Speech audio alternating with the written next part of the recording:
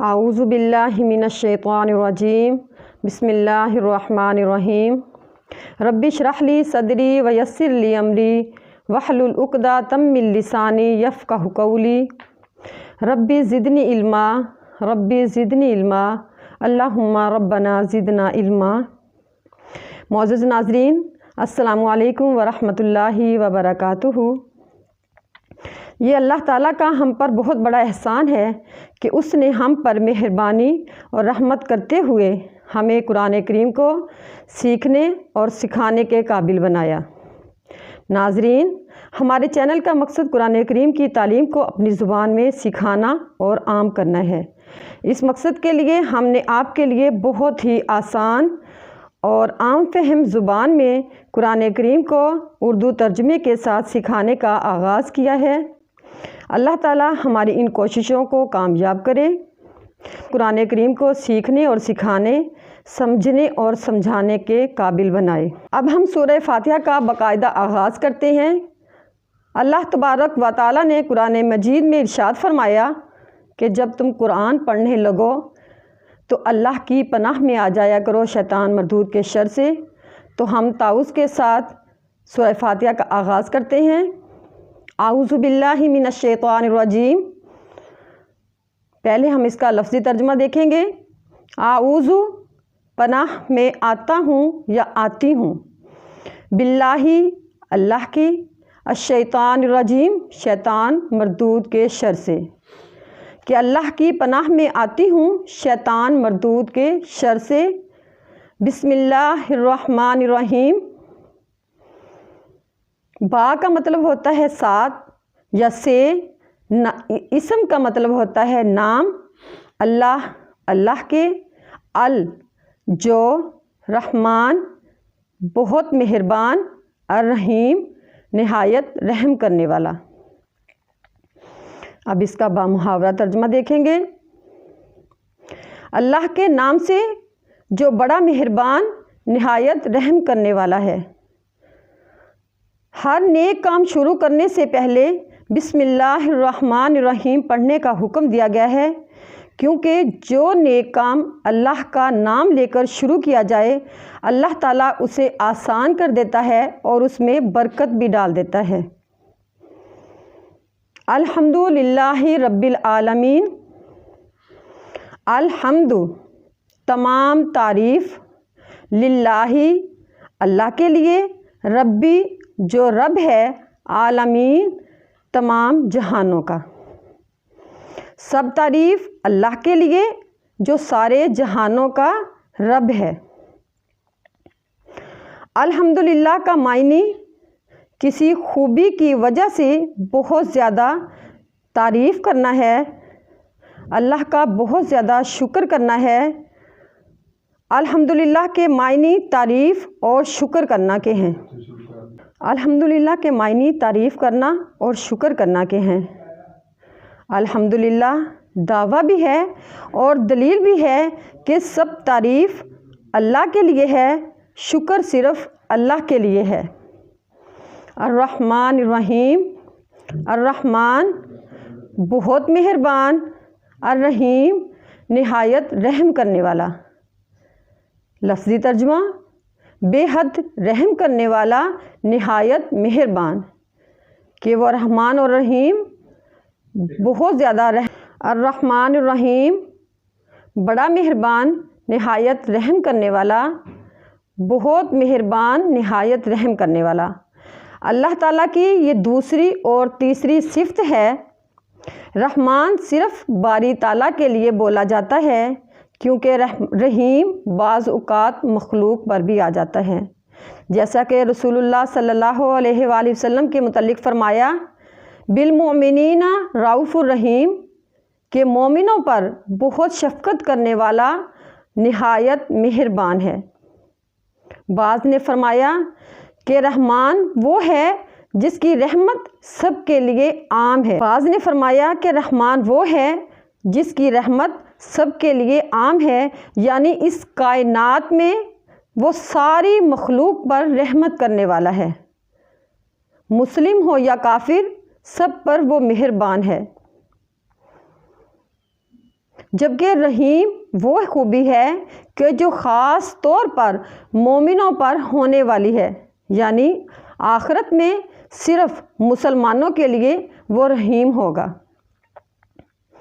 مالک یوم الدین، لفظی ترجمہ مالکی مالک ہے، بادشاہ ہے، یومی دن الدین بدلے کا یا جزا کا، یعنی بدلے کے دن کا مالک۔ رحمان اور رحیم کے بعد جزا کے دن کا مالک ہونے کی صفت بیان ہوئی ہے، یعنی روز جزا کا بادشاہ۔ مالک یوم الدین، قیامت کو خاص طور پر یوم الدین کہا گیا ہے کہ اس میں صرف اور صرف حکم اللہ کا ہوگا، بادشاہت اللہ کی ہوگی۔ ایاک نعبد و ایاک نستعین، ایاک صرف تیری ہی، نعبد ہم عبادت کرتے ہیں، و ایاک اور صرف تجھ ہی سے، نستعین ہم مدد چاہتے ہیں۔ با محاورہ ترجمہ ہم صرف تیری ہی عبادت کرتے ہیں اور صرف تجھ ہی سے مدد چاہتے ہیں۔ ایاک نعبد، اس آیت میں اللہ سبحانہ و تعالیٰ کو مخاطب کیا گیا ہے۔ نعبد کا معنی کسی کو غیبی طاقتوں کا مالک سمجھ کر اس کی انتہائی درجے کے ساتھ محبت اور اس کی عبادت کرنا ہے۔ ایاک نعبد و ایاک نستعین سورہ فاتحہ کا خلاصہ ہے، کیونکہ ایاک نعبد کہنے سے انسان ہر قسم کی شرک سے بری ہو جاتا ہے، اور ایاک نستعین کہنے سے طاقت اور اختیار سے خالی ہو کر صرف اور صرف اللہ پر توکل، اعتماد اور بھروسہ کرتا ہے۔ اہدنا الصراط المستقیم، اہدنا ہمیں ہدایت دے، صراط راستہ، مستقیم سیدھا، یعنی ہمیں سیدھے راستے پر چلا، ہمیں سیدھے راستے کی ہدایت دے۔ صراط المستقیم سے مراد دین اسلام ہے، کیونکہ اللہ تعالیٰ اور جنت تک پہنچانے والا یہی واضح اور سیدھا راستہ ہے۔ صراط الذین انعمت علیہم،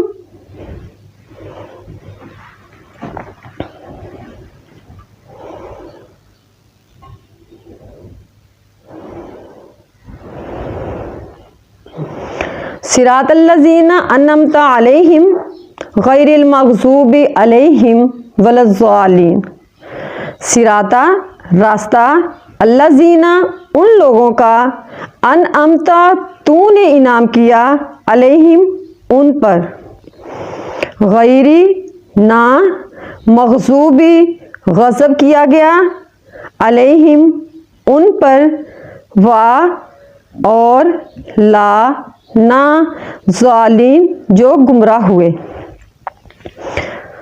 با محاورہ ترجمہ ان لوگوں کے راستے پر چلا جن پر تو نے انعام کیا، جن پر نہ غصہ کیا گیا اور نہ گمراہ ہوئے۔ صراط الذین انعمت علیہم یعنی جن پر تو نے انعام فرمایا، ان سے مراد 4 قسم کے لوگ ہیں، یعنی جن پر اللہ تعالیٰ کا انعام ہوا ہے وہ 4 قسم کے لوگ ہیں جن کا اس آیت میں ذکر کیا گیا ہے۔ سورہ نساء کی آیت نمبر 79 میں ہم پڑھیں گے کہ یہ ان لوگوں کے ساتھ ہوں گے کہ جن پر اللہ سبحانہ و تعالیٰ نے انعام فرمایا، یعنی نبیوں، صدیقوں اور شہداء اور صالحین میں سے ہوں گے۔ غیر المغضوب علیہم ولا الضالین، قرآن مجید میں مغضوب یہود کو کہا گیا ہے۔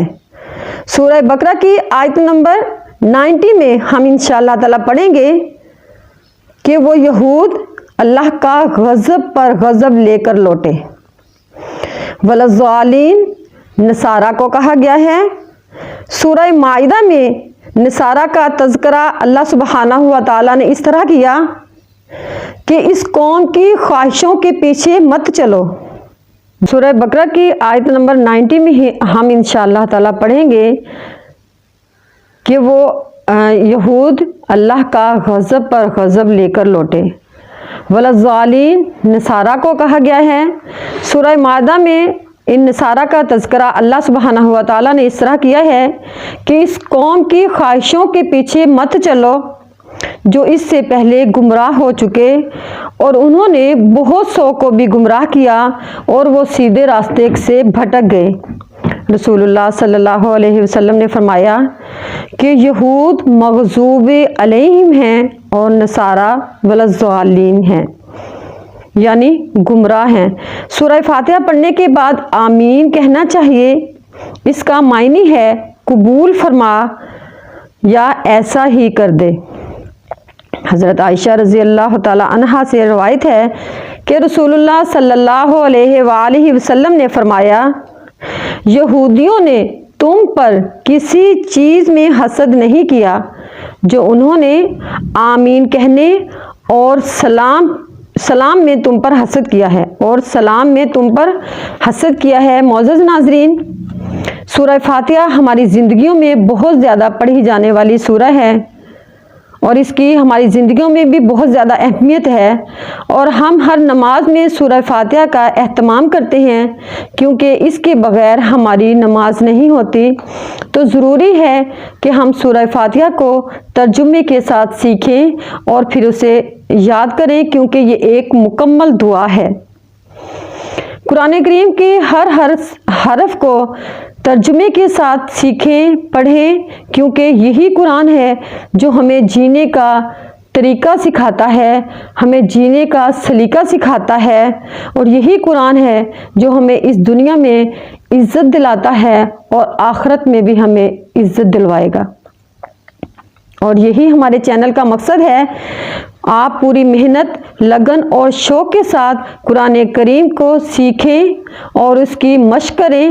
اس دعا کے ساتھ اپنی کلاس کا اختتام کرتے ہیں کہ اللہ سبحانہ و تعالی ہمیں قرآن سے رہنمائی لینے کی توفیق عطا فرمائے، آمین۔